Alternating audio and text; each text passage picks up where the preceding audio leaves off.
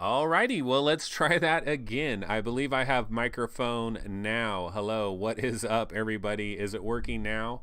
I accidentally had the USB cable for the mic was just kind of slightly popped out.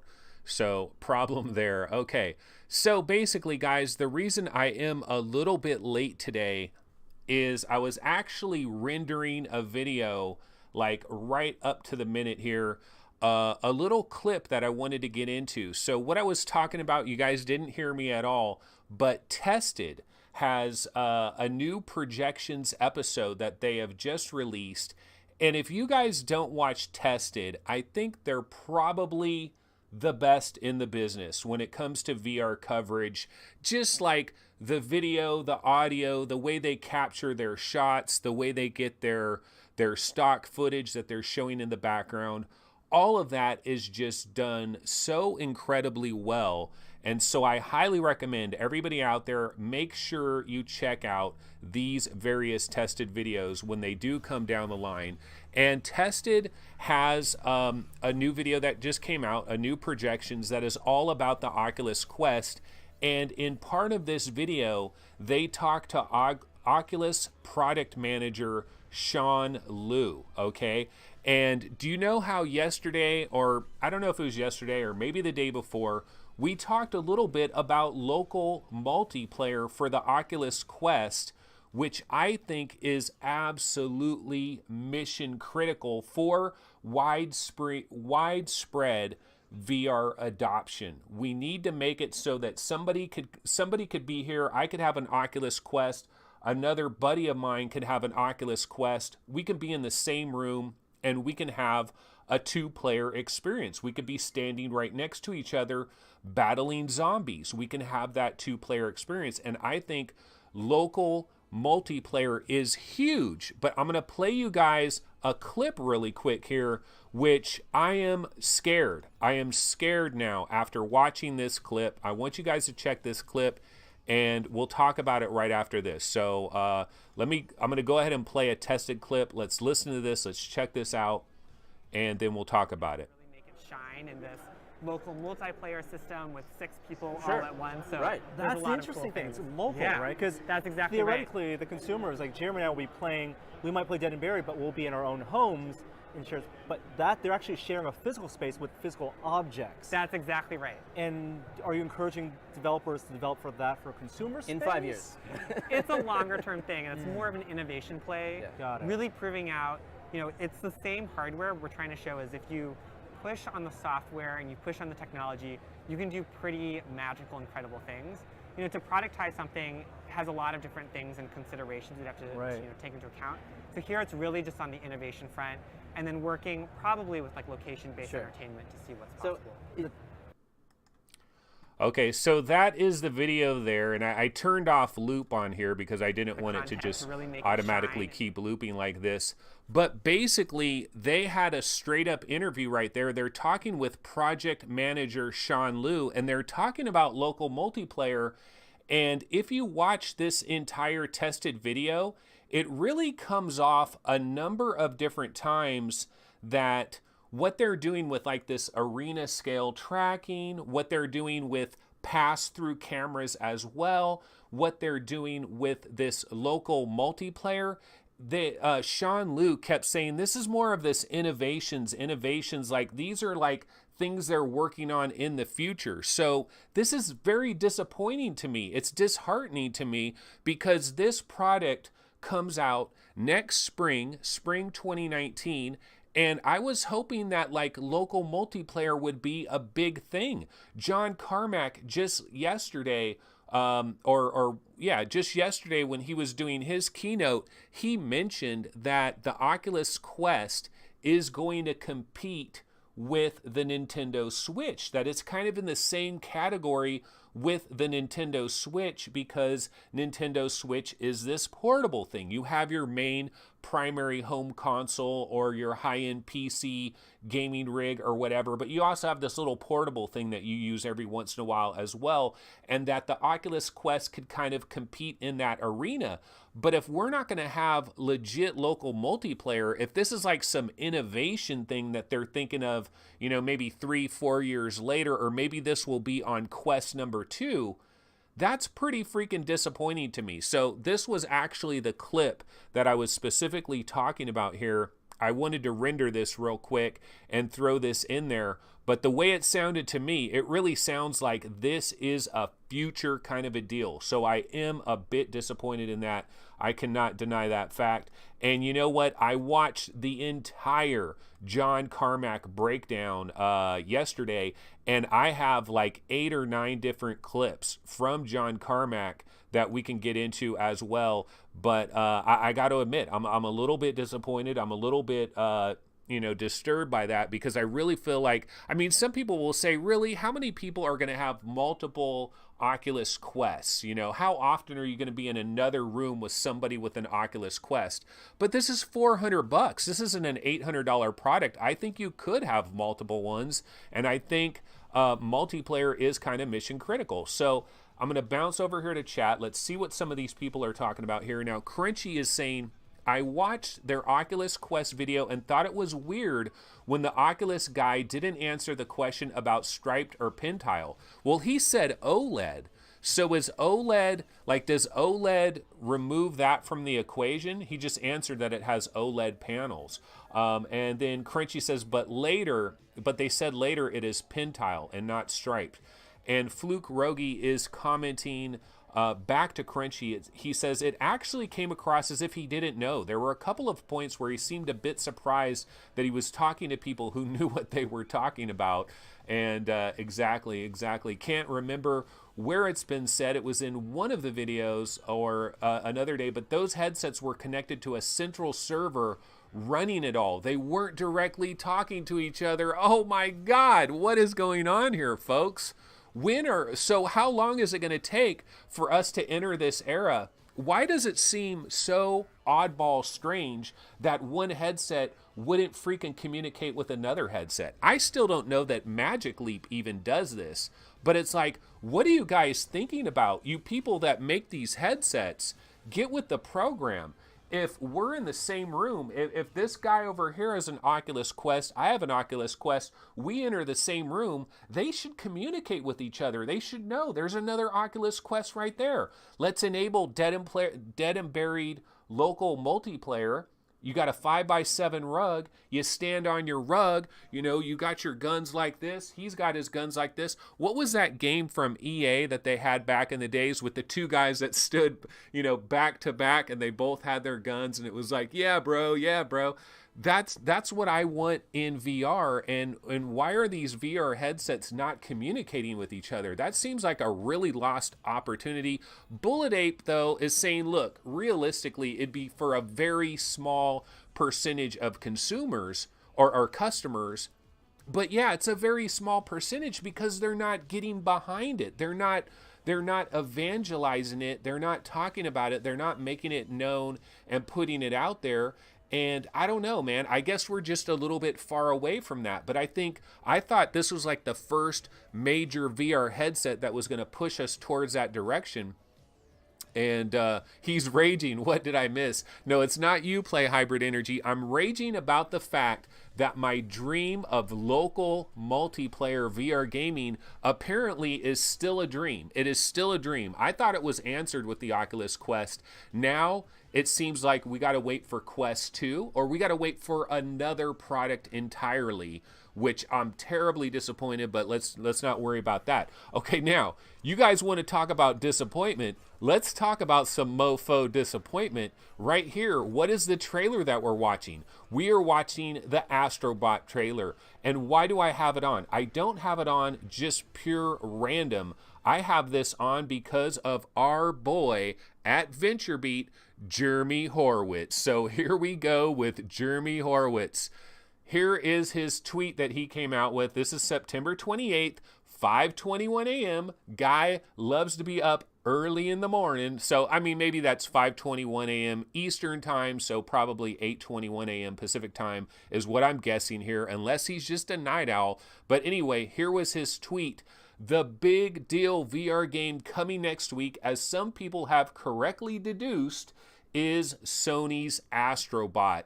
Several others have recently used phrases like killer app to describe it. After note number 3, my next tweets are going to take a high-level look at why VR players need to experience it. This is terribly, terribly disappointing. This is what we were all joking about the other day when we saw this tweet. We were like, oh, this is awesome. HTC Vive 2.0. You know, maybe it's the Vive 2.0. Maybe it's LG coming back in the mix. LG now has a VR headset. Maybe, you know, Knuckles is ready to go. Maybe Valve. Maybe it's Portal VR. He's played Portal VR. What could it have possibly have been? But no, it turns out to be Astrobot. And I was actually in one thread where a lot of people were arguing back and forth about what is this guy talking about? What is this Super Mario 64 moment of VR that this guy is talking about? And people were postulating all kinds of things, hardware, software, all of that stuff. And somebody did bring up Astrobot and they said, no, I really think this is Astrobot. And I came in and I said, there's no way this could be Astrobot. We've had Robots Rescue from the Playroom VR since October 13th, 2016. We've had that for nearly 2 years. We've had Robots Rescue. I'm guessing Jeremy Horowitz never played Robots Rescue. I'm guessing Jeremy Horowitz never played the Playroom VR, doesn't know that Robots Rescue existed and thought this was like some brand new thing. I've been harping on this for a long time now. I've had rants on this show or on VR Roundtable or whatever show. I mean, you'd have to go back 2 years to find it, but I've had rants where I played Robots Rescue and I was like, guys, this is a big deal. They put the controller in the game. You're physically in the game with your adorable little platform character. This is a huge thing. I ranted on it. And then, of course, we ended up getting Moss by Polyarc. And Polyarc saw the same brilliance there. They were there 2 years ago on October 13th. They saw that and they decided to quickly make a game. You know, I'm not saying Moss was directly made for that, but that was a big part of it. And where has this guy been? He hasn't played Moss. This is not a Super Mario 64 moment. Now, Chris Cox is saying, wait a minute. Robots Rescue is only a little demo, though. This is a full-blown game. But yeah, that's like saying, okay, imagine Super Mario 64, right? Imagine there was a 10-minute demo for Super Mario 64 that was available 2 years prior to the real version of Super Mario 64. Do you think that it would still have the same effect to you? You know, I don't know. I'm not getting it. I still think Astrobot is going to be a freaking amazing game. I cannot wait. That is next Tuesday. I think I'm going to fall madly in love with Astrobot, and it could be that 835 thing, but 830. What am I? I'm looking at the next comment in chat. Phil Urine talking about the 835 announcement.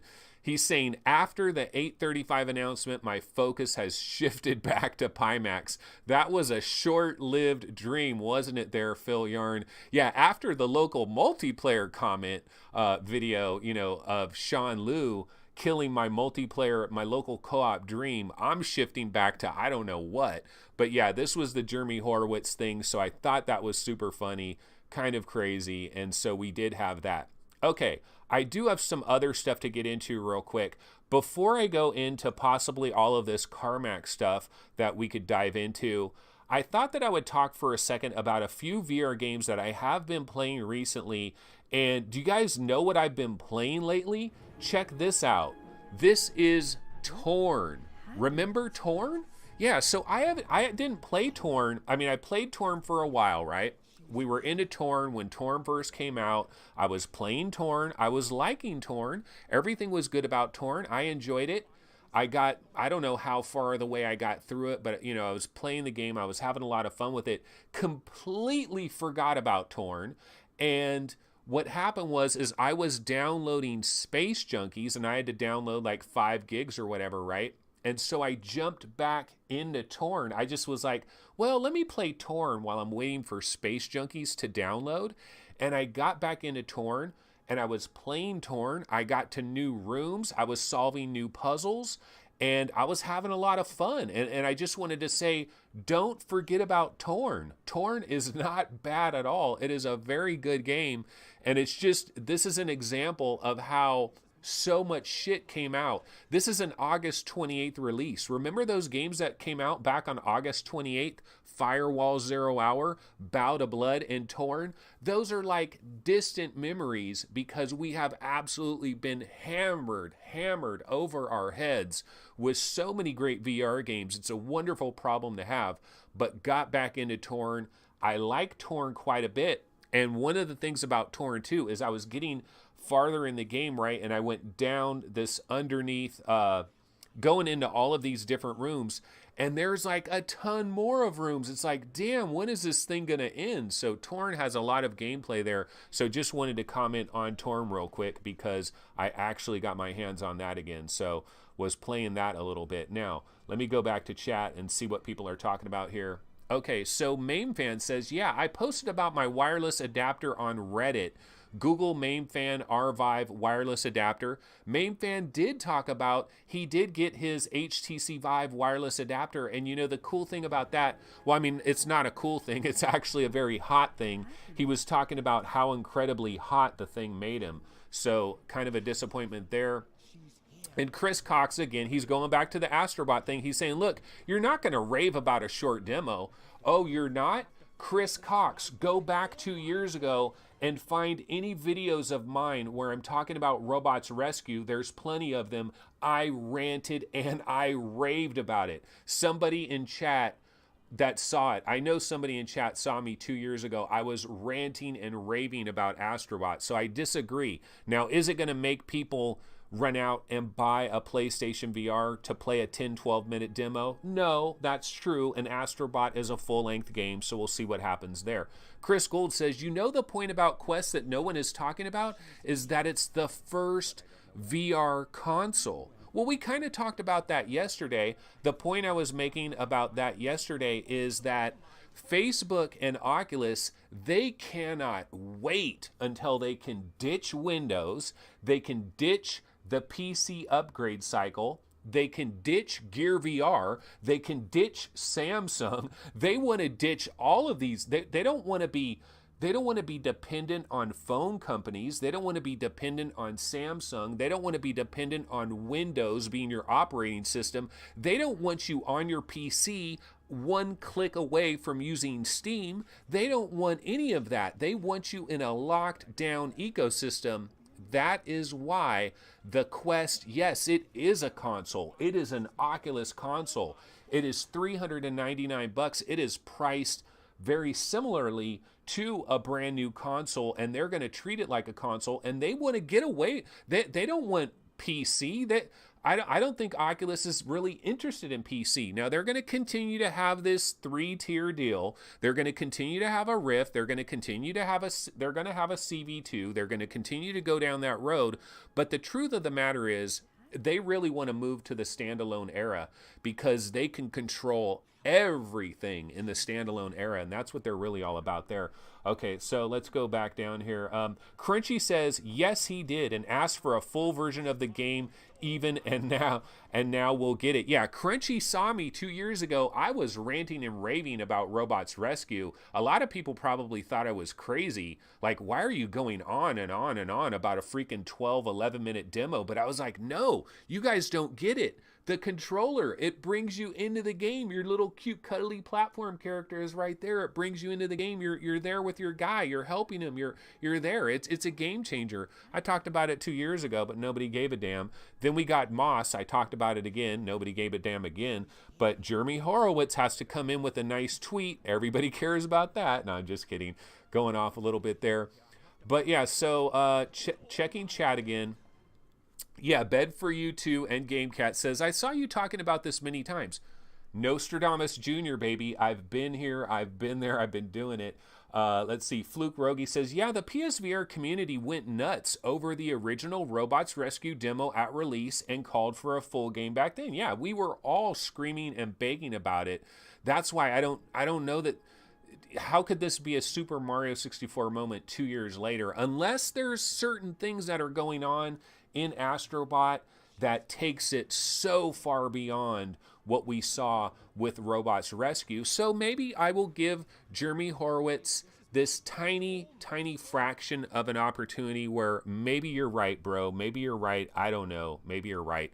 Okay, let's talk about a few announcements today. One announcement today that I found out about, I'm going to switch over to the web browser with small vid window, and this is the Great C. Okay, do you guys remember this? The Great C. This is by Secret Location. Now, the Great C is a story. It is a Philip K. Dick story. And those of you that don't know about Philip K. Dick, you need to get edumacated, because Total Recall is Philip K. Dick. Total Recall was adapted from a book called We Can Remember That, or a short story called We Can Remember That For You Wholesale. And Philip K. Dick has done a ton of really good sci-fi stories. He's, I believe, passed away long since, but one of the best sci-fi authors of all time, if not the best sci-fi author of all time. And The Great Sea is one of his short stories. And Secret Location, these are the developers of Blasters of the Universe. They got that other game, I think it's called, is it Transpose or something? They got another game that they're coming out with. But this is going to be a 30-minute VR experience that is coming on October 9th. So that is what we found out today. It is coming out on October 9th. I don't know if there's going to be a price for this. I don't know if this is free or we're going to have to pay a little bit of money. There's no information here, but it is a 30-minute plus experience. It was just shown at the Venice Film Festival. And so we do have this to look forward to on October 9th. That is the same day as Evasion by Archiact. So just wanted to mention that we do have the Great Sea coming a little bit further down the line. Okay, now bouncing back over to chat. Lethal Weasel VR says standalone will inevitably become where the masses play, while PC will always be where the boundaries are pushed. Yeah, that's true. It's absolutely true. But I think standalone, like, ultimately we need mass market, man. We really need mass market. If you want the metaverse, if you want Ready Player One, if you want to get completely lost in virtual worlds, we need mass market adoption. Because right now on the PC side of things, we're basically like 3 monitors strewn together. We're like the racing guys with freaking cockpits and motion simulators. That's pretty much where we are right now. We are a niche. We're a tiny little niche, whichever way you want to call it. We're a niche, and we need widespread adoption. So yeah, I know Mame Fan, he loves his graphics, so it's never going to be good enough for him on these standalones, but we eventually got to figure that out. Okay, Hilmar VR says the 835 is about 30% slower than the 845, and the gap towards PC performance is 10 times or 100 times anyway.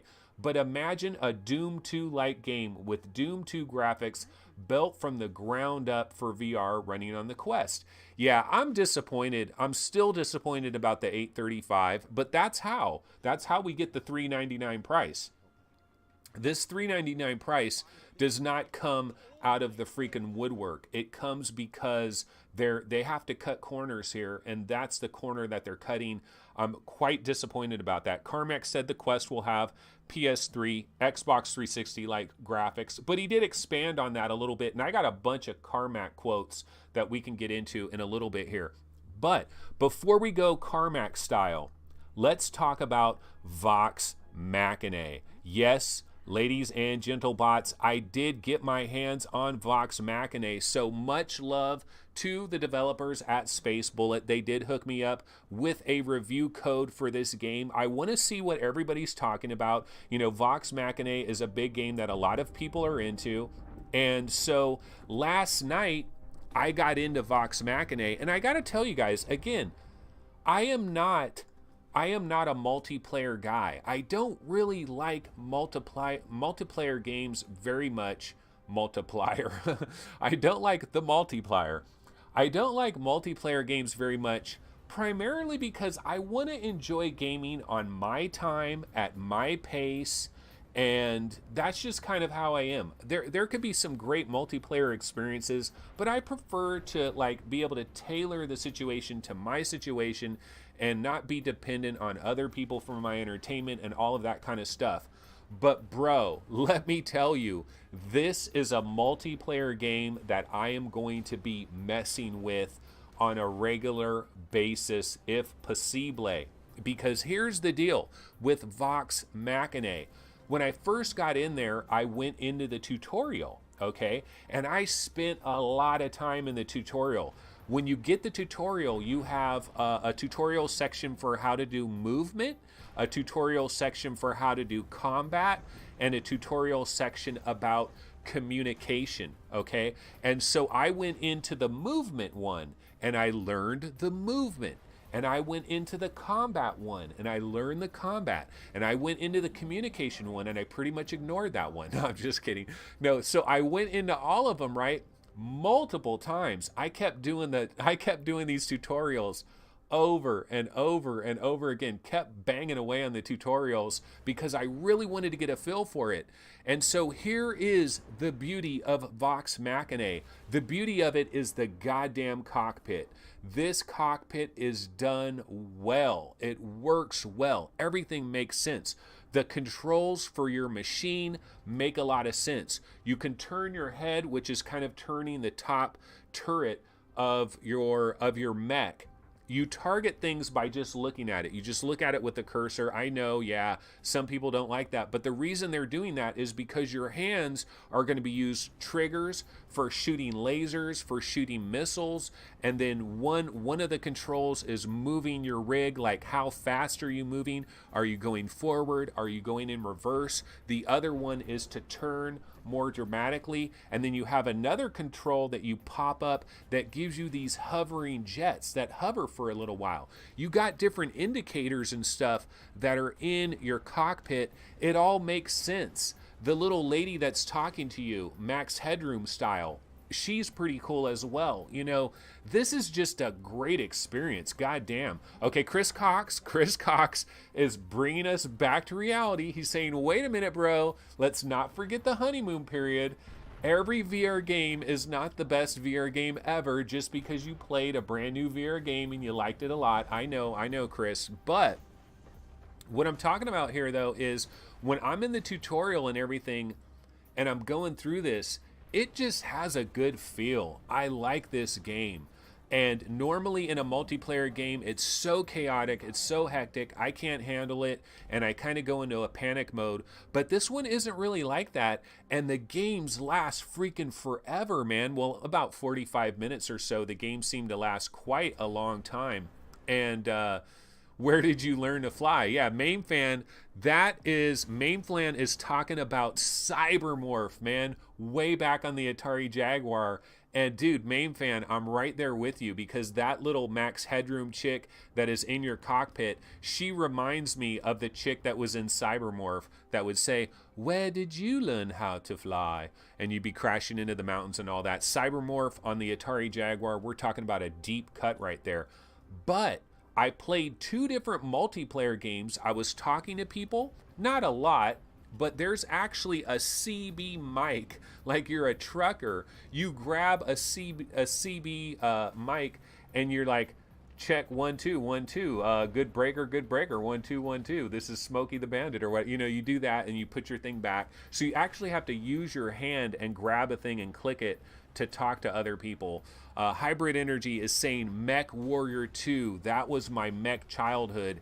dudes, if you like Mech Warrior and if you've been dreaming about that, those of you that played Archangel and was like, nah, this isn't what I want to go anywhere, I want to be able to be inside this world, that's what Vox Machina is all about. So you found your game. It's $25. I'm telling you guys, this game is pretty freaking incredible, and I don't think it's just the honeymoon period. Now, is there a downside?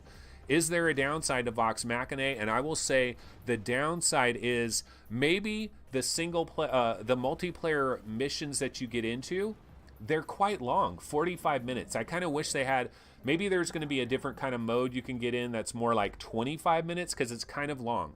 That would be one thing that kind of bothers me about it. The other thing is graphically, some of the terrain and stuff is a little bit Cybermorph-esque. It is not the best graphics ever. Some of these backdrops, you're on these alien worlds with lava pools and all this different stuff like that. Some of the backdrops are actually pretty cool. Some of them are kind of chunk-tacular and kind of Drive Club-esque with that Vaseline smear, kind of pixely, not maybe the best graphics ever in the world. So if you're a hardcore graphics whore like Main Fan, you're not, just kidding, you might want to skip this, but no, I'm telling you, man, Vox Machina, pretty freaking dope. So I was really happy with that. Okay, so going back to chat, Fluke says, at Chevy, if you're playing with decent people, then they won't mind. It's finding the decent people, though. And I got lucky last night when I was in these multiplayer sessions with some other guys on Vox Machina.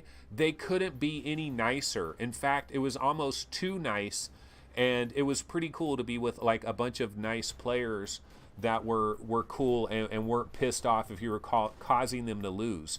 Because I was killing some of these other robots. Oh man, dude, your arms, like see the in the cockpit there, see the leg flashing red. Like, see your mech. You've got a left arm, a right arm. You've got your chest. You've got your legs, and you'll get shot a bunch of times. One of your arms gets knocked off, and so now you only have one arm. It's just a really cool job, man. Much love to Space Bullet. They knocked it out of the park because it is all about the cockpit, and that's where they really did a good job there. They really should have a very short demo of this available on Steam. They'll sell a hell of a lot more copies. I think if they could just somehow demo just the tutorial, just demo the tutorial, people will buy this en masse, in my opinion. Crunchy says, Anthony was getting weirded out by their friendliness. Yeah, I mean, I'm kind of used to more, like, there were no kids in there. I didn't hear any snot-nosed kids like in Rec Room, or like, you know, people that get hyper pissed off if you're like bringing down the rest of the team. So it was really nice. It was really cool. Hybrid Energy says, in the trailers, the environments look good to me. Must be an in the HMD thing. And it kind of is. And some of these environments do look pretty good even in the HMD. Again, I'm on a 970, so maybe if you're super sampling the shit out of this, it maybe looks even better. But some of the other environments are kind of like, it's almost hard to see what's going on in some of them. So I will just kind of warn you guys on that. Tessroom says, yes, give us demos. Okay, so now, what can we get into now? I talked a little bit about Torn. I talked a little bit about Vox Machina.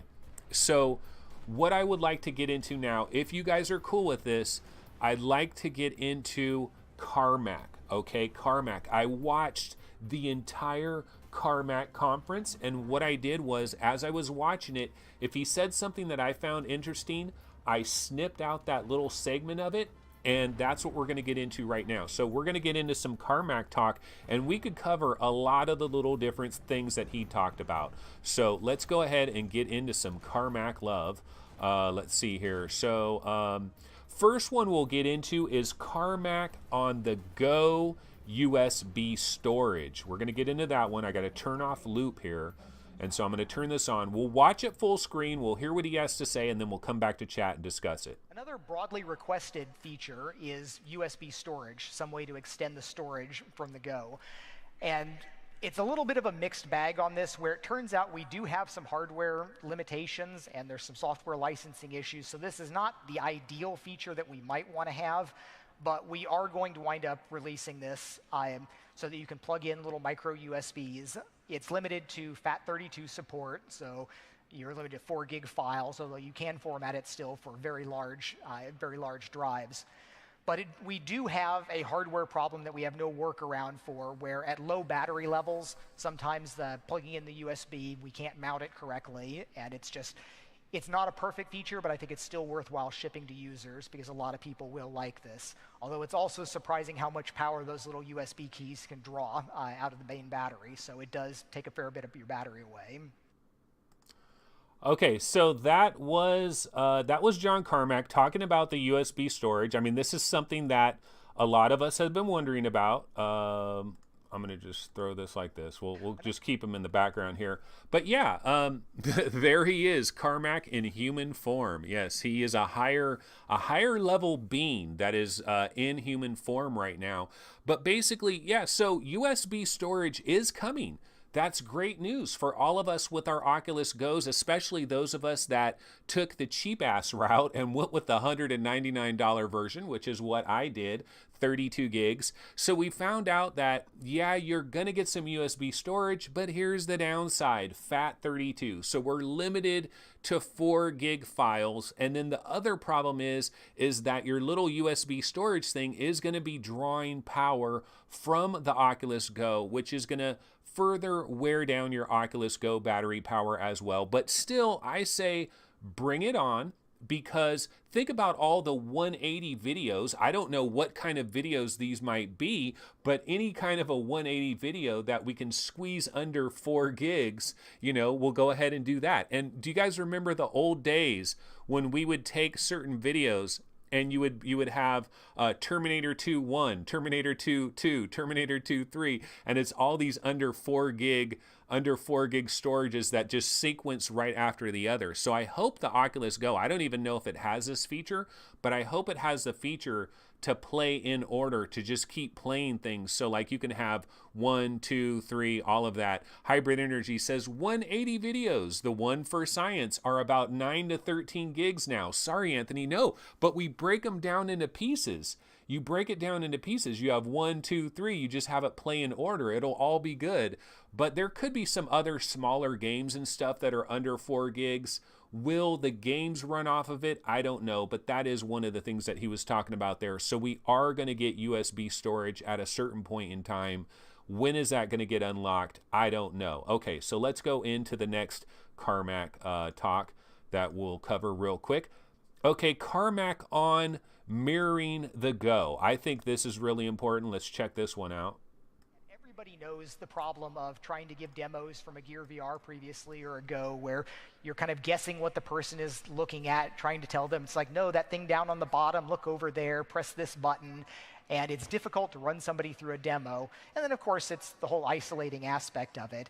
And when the mirroring to your phone really does change that. It's remarkable. I had the experience recently just showing my kids Thumper for the first time and watching on my phone while they were going through it and giving them a little bit of coaching tips there really did change the experience. So I think this is going to be a really big win for us. And so that was Carmack. He's talking about mirroring on the go. And that's the exact same thought. That's the exact same thought that I had, is when you're trying to demo this, when you're trying to tell somebody how to do different things, you really do need to have this mirroring. And so it sounds super cool. He was talking about his kids were playing Thumper. He had it on his phone right there, and in real time he could like give them suggestions like move to the left, make sure you slam it or whatever, all the different things that you can do. So I think mirroring is really huge. So I really am going to like that. Can't wait for that to get released. Unfortunately, we did not get any kind of a date on how the mirroring is going to work. Okay, I got to turn off loop again here. Let's go to Carmack on Go controller drift. This is an issue that we deal with on the Oculus Go. Let's go ahead and listen to this one. Problems that people do have with Go is, of course, controller drift. The recentering, that is a completely unnatural action for people to have to do. It's a failure of the product that the controller does not stay pointing the way your hand is pointing. That may be actually one of the stronger reasons, even if somebody does nothing but sit in Netflix with an application like this, having the controller always there instead of coming back an hour later and it's off screen and you need to remember to recenter to bring it in front of you. That's a good argument for having cameras and some kind of tracking. Yeah, so with that, he's basically saying that's kind of the argument for having cameras and having tracking, because the controller drift is a problem. Yeah, that's probably one of the most irritating things that I've dealt with the Oculus Go is you're using it, everything's working good, and then all of a sudden your controller's way the hell over here and the pointer is going like way over there, and you're like, wait a minute, how do I select on the menu? How do I get it on the menu over here to select drop dead? My controller's way over here. How do I get that to work? So yeah, that is a problem. He's unabashedly honest. I mean, just an incredibly honest person. Hybrid Energy, he's so honest. It's awesome. Yeah, I mean, Carmack is a straight freaking shooter. This guy does not play around. Okay, let's go ahead and get into one of the next things he talks about. Okay, very briefly, very briefly, he talks about hand tracking. Let's go ahead and listen to this. This is for the Quest, I believe. The thing with cameras is hand tracking. Do we want the controller at all if all you're doing is selecting movies and a few different things like this? But hand tracking has significant computational costs as well.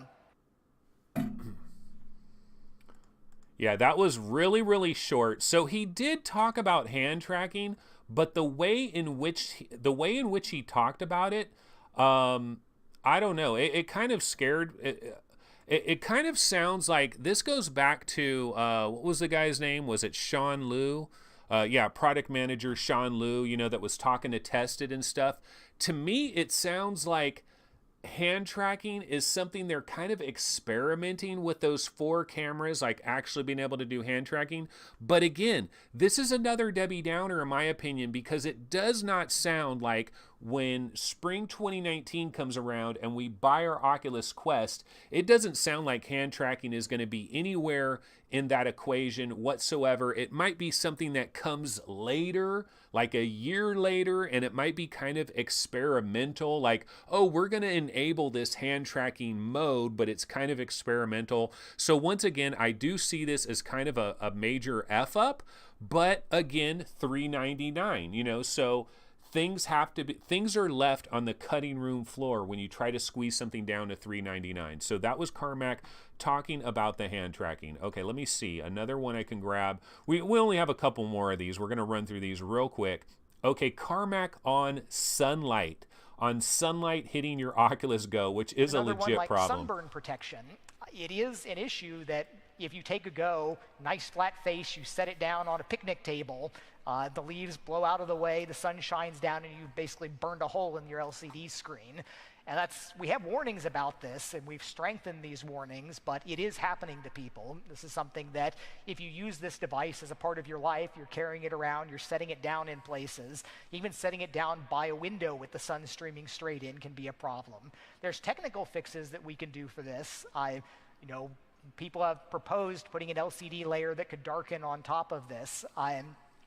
Maybe it is a matter, though, the front face shouldn't be flat, so you're not ever inclined to set it down like that. There's other possibilities. Yeah, so that is Carmack. He's talking about the sunlight issue, and that is a freaking issue. Like, this is a legitimate issue. Anybody that has a Go, you're dealing with this. Hold on one sec. Let me just get this back on here. Okay. You're dealing Another with one like whoops, I got to protection. turn the volume down. You're dealing with this. So I have my Oculus Go right here, and I love this little thing. But when you set it down, it is wide freaking open. Like, it is so easy for the sun to hit this. So one day I had my Oculus Go. It was sitting over against a wall, and it was in the shade, and it was dark as hell. There was no sun anywhere near it. And I looked at it for a second, and I was like, should I move that? Oh no, it's in the shade. There's no sun anywhere near it. And then what I forgot is I left and I went somewhere and I was gone for hours. I came back and there was freaking sunlight coming through the side of the window, and it was so freaking close to hitting this. I thought my Go was toast. I was so scared. Here's how you solve this problem, in my opinion. Imagine if the Oculus Go and every other headset that is possibly jacked up by sunlight, what if you had a little button, you just hit a little button and then zoop, a thing goes up and it opens up, and now you have your lenses. zoop, you close it, could protect it that way. Or I don't know, something could be done where it just isn't so wide open. It's almost like begging to be ruined by sun, how like wide open it is. So anyway, that is the sunlight thing. And yeah, Carmack was also talking about setting it down here because it's flat. Who the hell doesn't set it down like that? Doesn't everybody do that? I set it down like this. I guess it's a bad idea, but that's what shutters that open and close. It would add some cost. It is a mechanical thing that could break. So, I mean, there's some concerns there, but they got to figure out some way because, I mean, people are going to be leaving these things in all different kinds of rooms, leaving it sitting on a bed, sitting on a sofa, sitting on a chair in a perfectly dark room, but then an hour later, the sun's coming through the side. So we're going to have to figure this out in some way, shape, or form. Okay, let's go to the next Carmack talk that we got here. So I got Carmack on Go Sunlight. What was the next one? Carmack on Arena Scale. Okay, this is with Quest. This is Arena Scale. Let's check this one out. Now, the magical play experience of room scale or arena scale or world scale, I mean, all of this freedom here is incredibly amazing. Just last night, after it's like 8 or 9 o'clock in the evening, somebody was showing me something that had been built in Quill that was like a 20-foot by 30-foot section, this giant sketch. And we were down the lower level of the conference and convention center. Nobody was around, just sketched out a giant Guardian thing and put me inside it. I walked over to another room, walked back, got down on my hands and knees and crawled through a crawlway into another room, looked up inside this aquarium. And this is amazing. This is the magic of VR. This is kind of what people imagine doing. But the reality is, very rarely do you have this 20 by 30 foot open space that you can take advantage of experiences like this in. Now, yeah, so that is where he's talking about the arena scale. And one of the things he talked about in there was going into like a quill painting kind of thing that takes up a huge entire area. And that does sound super cool. Because do you guys remember that quill thing that we saw recently that was like so colorful and animated and all of that? Like imagine if you had a quill thing that was done like that was huge and you could walk all around it, you can crawl underneath. He's saying a lot of people out there don't have this kind of space, but you know what, I got a pretty big space here now. But I do believe we're going to be in a future where, you know how like if you go shopping for a home now, and this is primarily like a USA thing, but like if you're looking for homes in the USA and you can get a home that has pretty good square footage, they're going to have these rooms, they call them like the bonus room or the media room or whatever. They'll advertise it when you're shopping for a house, these specialized rooms. I think we're going to have VR rooms at a certain point that are 30 by 30. They have pretty high ceilings, and you're going to have a VR room, and it's going to be like, oh, this house has a VR room. And then that way you could do like redirected walking, all these different tricks if you had like a 30 by 30 room. So I'm really looking forward to this. This is one of the exciting things that the Oculus Quest does have from this standpoint of being able to walk around. Prince Alexander is saying this is not a new invention, sure, but I just think that's cool. I like that. That was one of the things that he talked about, so that was kind of cool. Okay, let's see. What is another one that he talked about? Carmack on the power of the Quest. So this kind of speaks to the whole Xbox 360, PlayStation 3. Let's go ahead and listen to this one. In terms of raw processing power, there's always a lot of hedges and if-buts when you're discussing different things, but Quest is in the neighborhood of the power of a previous gen like Xbox 360 or PS3. Now, just in terms of CPU and GPU, what you can expect to do on it. But the important thing to keep in mind is that most games on that generation rendered a 1280 by 720 view at 30 frames per second, and most of them did not have very good anti-aliasing. While in VR, we're hoping that you can render at 1280 by 1280 twice for stereo and 72 frames per second, which is 8.5 times more pixels than you would have on an old 360 game. Plus, you want to be in 4x MSAA and trilinear filtering, which are some percentages additional on top of that. So it is not possible to take a game that was done at a high quality level, like a AAA title for that generation, and expect it to look like that in VR. It's too many more pixels to wind up rendering. On the upside, we do have far more texture memory and far more main memory in general than you had on those platforms. So some of the development can be easier, and in many cases, you can trade really rich textures for complex shaders and multi-pass rendering in different ways. So yeah, that is a breakdown there from Carmack. A little bit of a Debbie Downer, because basically he's saying, yeah, so it's like a PS3, but it's different than a PS3. That is Chris Gould.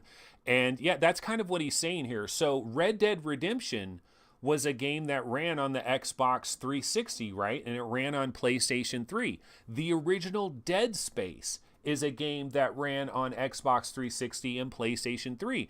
And if you tell me that I can somehow get inside Red Dead Redemption and I can walk around and see the horses and I can be inside Red Dead Redemption, I am freaking sold.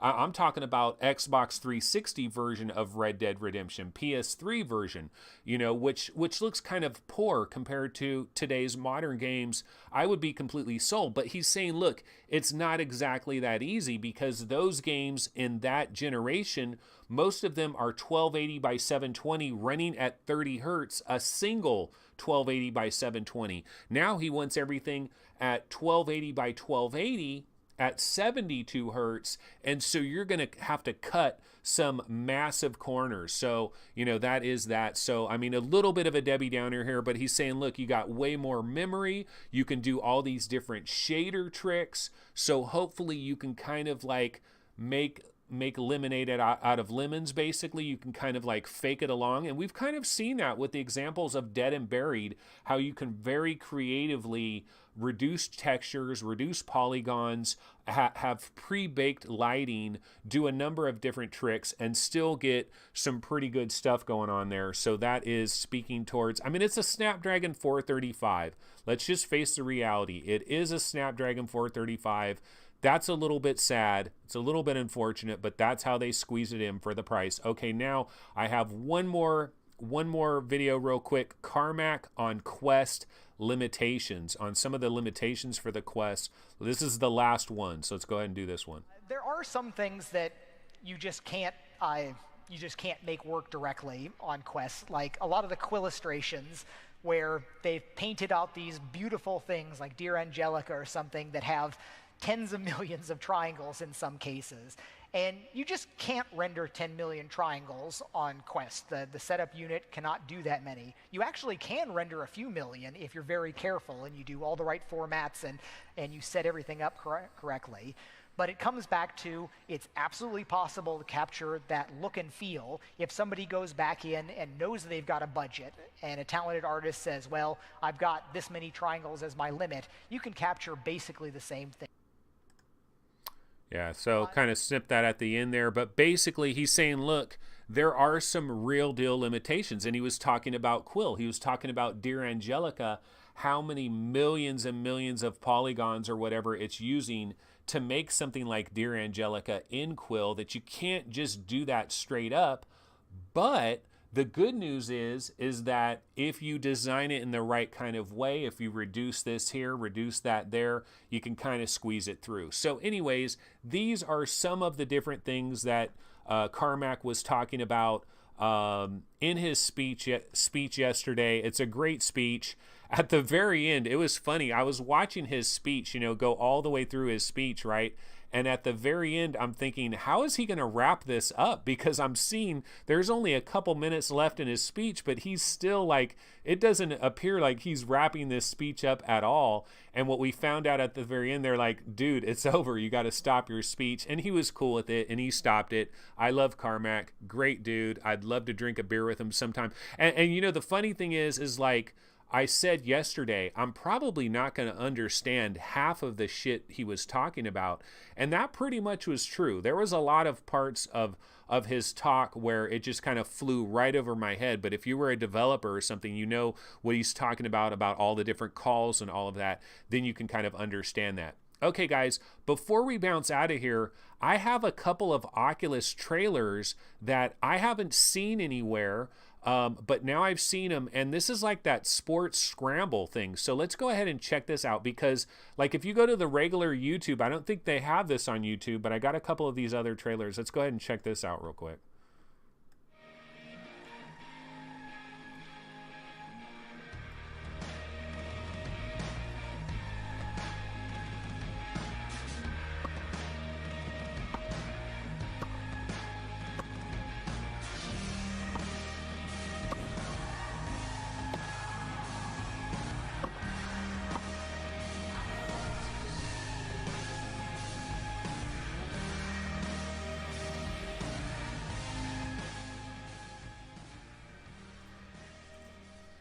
That is Project Tennis Scramble. We were talking about that yesterday, but it does show actual footage of Wii Tennis. Not Wii Tennis, but it looks very much like Wii Tennis. Of course, if you guys watch the tested video, which I did have a snippet of that at the very beginning of this show, if you watch the tested video, one of the Debbie Downers, because this is something that Norm and Jeremy were talking about with Sean Liu, is they were saying, well, what about the tennis? The tennis kind of lets you have, like, one guy has a full space, the other guy's over there. It's like local co-op, right? And Sean Liu was like, no, that's kind of more like a futurized thing. So again, the local co-op thing is a bit of a Debbie Downer. I can't get past that. I keep going back to that. Now there's another trailer that is very similar to this. It is another one, Oculus Quest, let's see, Tennis Scramble. Okay, let me do this one. There's one other trailer that's very similar.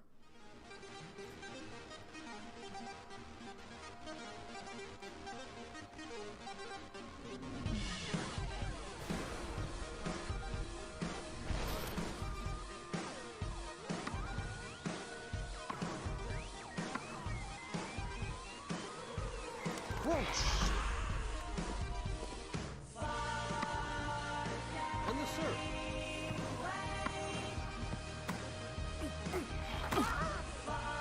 It's a birdie.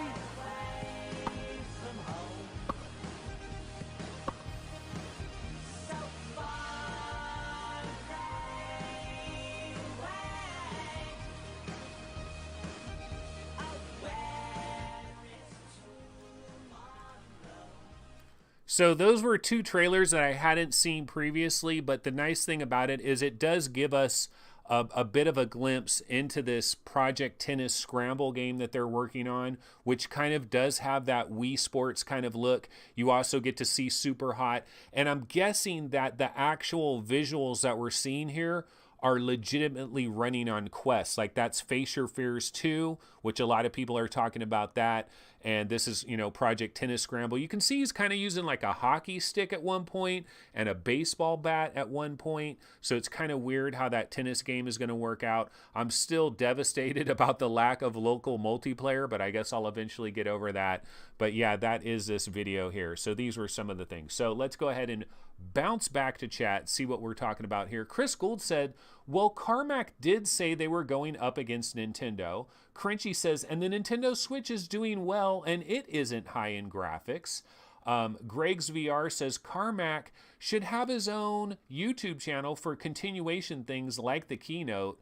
Yeah, you know, it's funny. Carmack at the very end of the Keynote was like, okay, I'm going to walk out here and anybody can come up and talk to me. And was anybody else thinking this? I was thinking, imagine just walking up to Carmack and talking to him about something, because I would imagine this, like you could go up to John Carmack and you could say, you know, John, I'm a little bit disappointed, you know, that the Oculus Quest, it sounds like the local multiplayer is kind of going to be more for Quest 2.0 rather than this first Quest. You know, what are your thoughts on that? And then John would just start talking for like 50 minutes and he would go into all kinds of shit.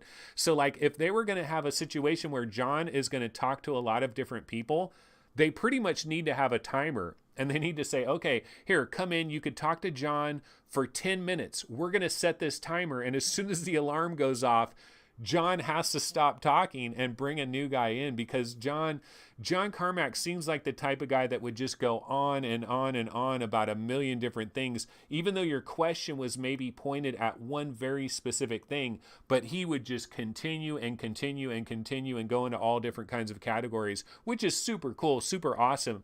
It kind of reminds me of the days when I used to visit a place called GameStop. Has anybody ever heard of GameStop? There's this thing called GameStop. You go to a physical location, you walk into a very small store, they immediately hammer you with all kinds of protection plans, and you got to sign up for this, and do you have this and that?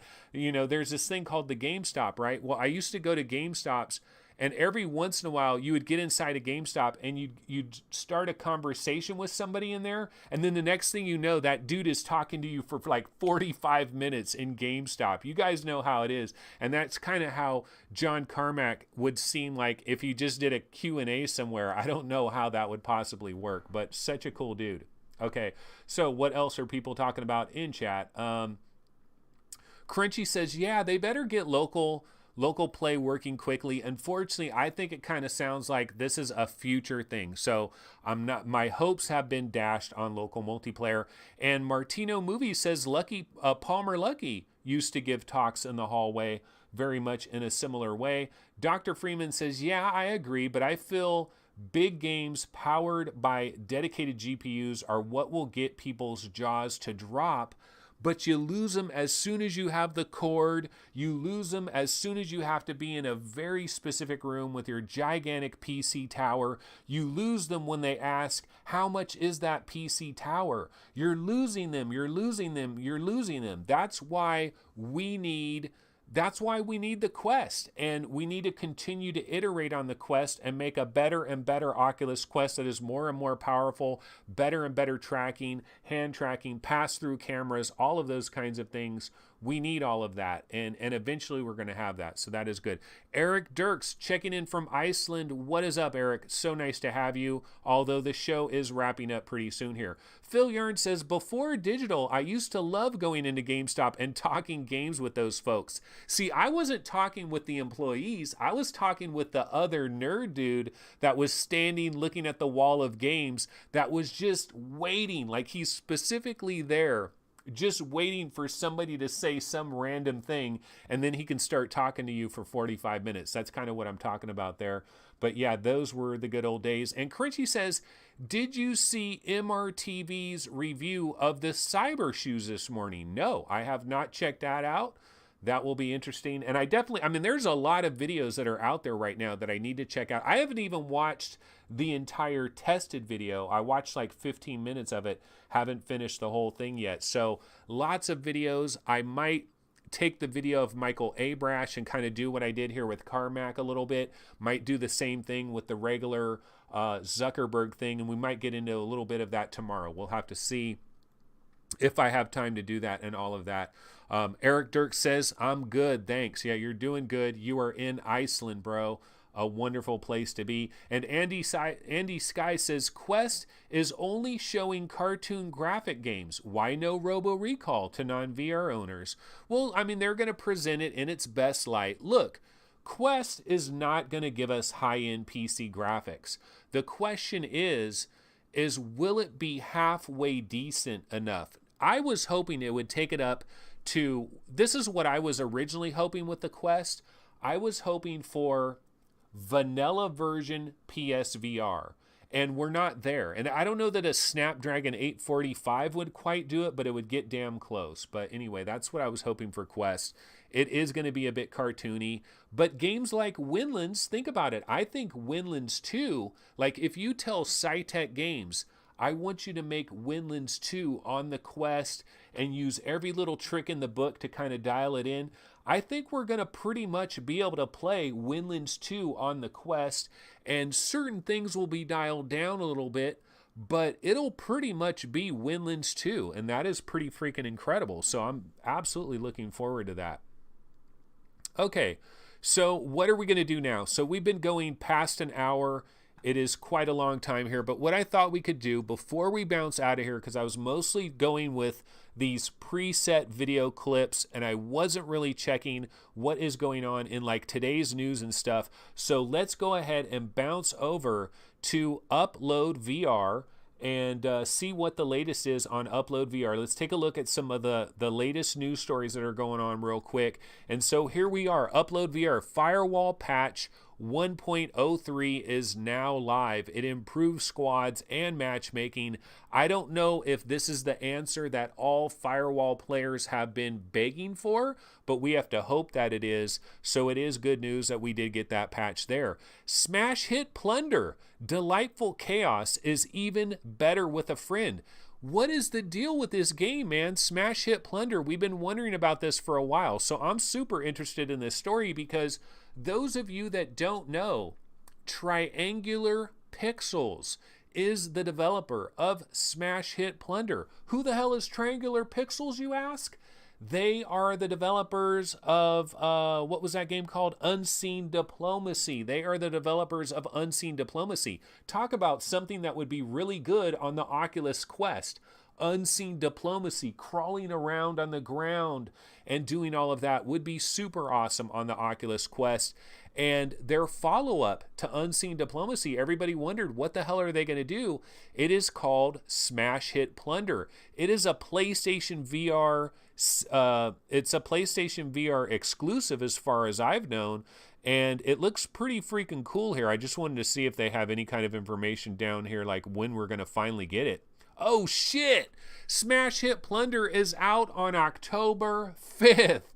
That is huge, guys. Smash Hit Plunder is available on October 5th. So this is major news. We had to get all the way down to the bottom, but Smash Hit Plunder, holy smokes. Really looking forward to this because I was a big fan of Unseen Diplomacy. So I was really looking forward to whatever Triangular Pixels we're going to do next. I wanted it to be room scale. I wanted it to be on the Vive, but you know, beggars can't be choosers. So October 5th, y'all, Smash Hit Plunder, that is going to be kind of hyped. Okay, Final Assault, they got some hands-on for that. We saw the trailer for that yesterday.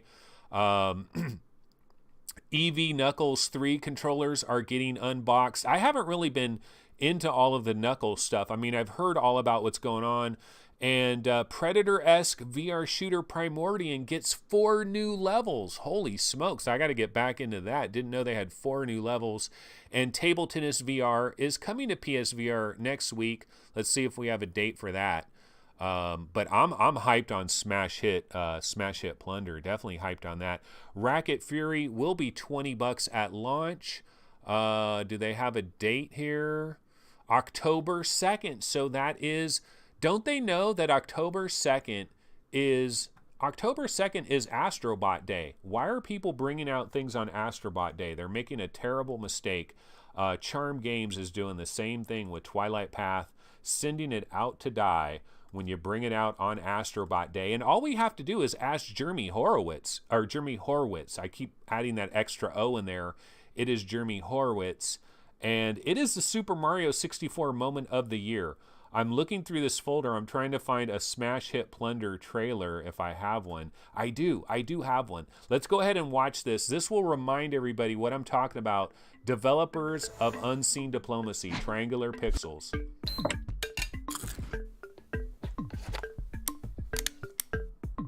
October 5th, guys.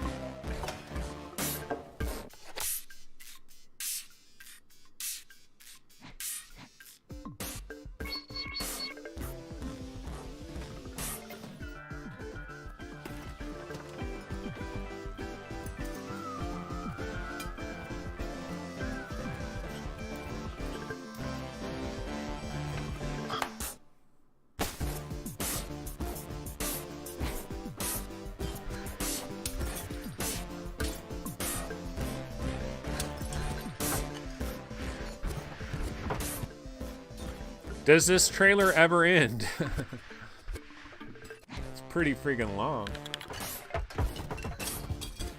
But no, man, I think this is super cool because the thing about Smash Hit Plunder, the whole idea behind it is basically just smashing the hell out of everything. One thing that we learned very quickly, like anybody that gets into VR and is new to VR, one of the things that you learn is picking something up and throwing it across the freaking room is one of the most enjoyable things ever. I mean, I was just playing Torn just yesterday or the day before, and in Torn, you're grabbing stuff with your little levitating wand. You pick up a book or whatever, you look at it for a second, and then you fling it off. You know, that's what we do. You know, you grab a chair, you fling it over there. It's really fun to do that. And so Smash Hit Plunder is basically all about that. You're supposed to smash it. You're supposed to hit shit, and you are supposed to plunder shit, take everything of value. And then there's also like there's local co-op multiplayer with somebody on a controller. I don't know if there's multiplayer with somebody in another VR headset, but this of course is being developed by Triangular Pixels, and now we have a date, October 5th for Smash Hit Plunder. Now Prince Alexander coming in with the Debbie Downer quote of the day, may be fun for about an hour. And I understand what you're talking about, yes, but the music, man, Zelda, man, aren't you feeling the vibe here? I do kind of like the music in this trailer. You know, kind of like this music, kind of chill, nice. Andy Sky says, it looks silly at first, but it's actually not. Andy is a developer for Triangular Pixels. He knows all about it. No, I'm just kidding. But yeah, no, I think this is kind of cool. Crunchy says Zelda Link Pot Smash Simulator. And Chris Gold says, looks a bit like all those VR games that get pumped out daily on Steam from first-time indie devs to me. But dude, has nobody here played Unseen Diplomacy? Nobody fell in love with Unseen Diplomacy like I fell in love with Unseen Diplomacy? Because I fell in love with that, and that is Triangular Pixels. And I'm like, what the hell has Triangular Pixels been doing all this time? Because they had Unseen Diplomacy available for the very first day that the HTC Vive was available. And Unseen Diplomacy was like $2.99. It was just like a little experimental thing that they did. And this is their full-blown game. So this is their full-blown game. Fluke says, Anthony, you had the room to play Unseen Diplomacy. Yes, I did, but I didn't have the wireless adapter. See, my boy Mame Fan just got his hands on the Vive wireless adapter. He could fire up Unseen Diplomacy. He could crawl around on the ground and do the entire thing. You need a pretty big room. But yeah, I did have the room to play it. I have a pretty wide area here that I could work with. So I was able to play Unseen Diplomacy, and I was crawling around on the ground, doing all those kinds of things. But after a while, the cord started yanking on me, and so I couldn't appreciate it to the fullest extent. And Main Fan says, good idea. Yeah, you need to get into Racket NX, Unseen Diplomacy. Those are some of course, you don't want to burn your head off, Main Fan, because I know you're saying it's super hot up there with that Vive wireless adapter. So anyway, guys, we've been running for a while now. It is almost 12:20, so I've been going like 20 extra minutes. So we got to go ahead and call this. This has been the show for Friday. Let me go ahead and get my outro trailer on here. But it was a fun show. I like talking about some of the John Carmack stuff and all of that. So just a really good time in VR right now. Just a wonderful thing. And Vox Machina, goddamn. Very impressive. So, of course, this has been the VR Game Rankings YouTube channel. This has been the Daily Vlog Live. Thanks for watching. Be sure, of course, to subscribe to our channel. Go ahead and hit the like button. There should be a lot more likes, folks. I want to see some more likes out there. Massage that like button so ever so gently, and then just tap that shit. Tap that like button, baby. And, you know, subscribe, all that good thing. And of course, I will be back tomorrow, Saturday. Now remember, Saturday is 12 noon. We do it at Saturday at 12 noon because I think there's some other shows that are going on. So we want to try to allow people to peep out all the other shows. But there's too many damn shows. But, you know, we do 12 noon. So that's good. So I will see everybody tomorrow. take it easy. Eric in Iceland, nice talking with you. Definitely check you out tomorrow. Enjoy Iceland. We will see everybody tomorrow. Take it easy. Later.